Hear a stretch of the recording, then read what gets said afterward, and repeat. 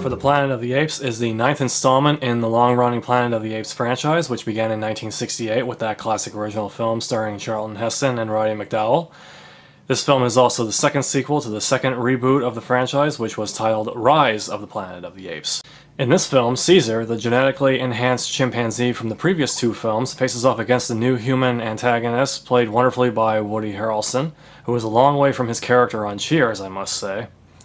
Harrelson's character runs a facility in the mountains that looks like a concentration camp for apes, and soon it is up to Caesar to rescue the apes. I must say, this film is one of only a handful of third installments of film series or film trilogies where the third installment is just as good as the first two, and that's rare.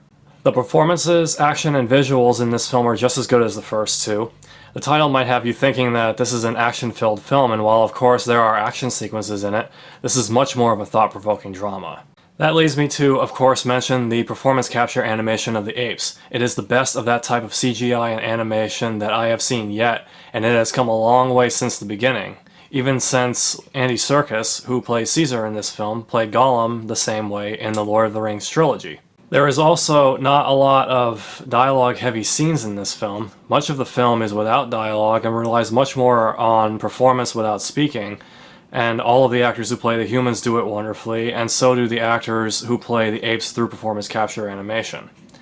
And that acting certainly comes through in the performance capture animation of the apes, which is very important in this film, and that makes the performance capture CGI all the more impressive.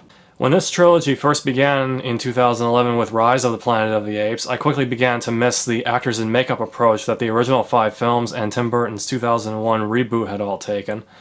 But by the second film, Dawn of the Planet of the Apes, I had embraced the performance capture technology approach, and it is probably the best that I have seen of it since Avatar. I also liked all of the little nods to the original 5 films that are sprinkled throughout this film.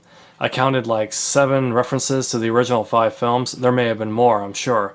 But I counted just 7, including a little nod to the name Nova, which was the name of the mute female lead in the classic 1968 original and its first sequel, Beneath the Planet of the Apes.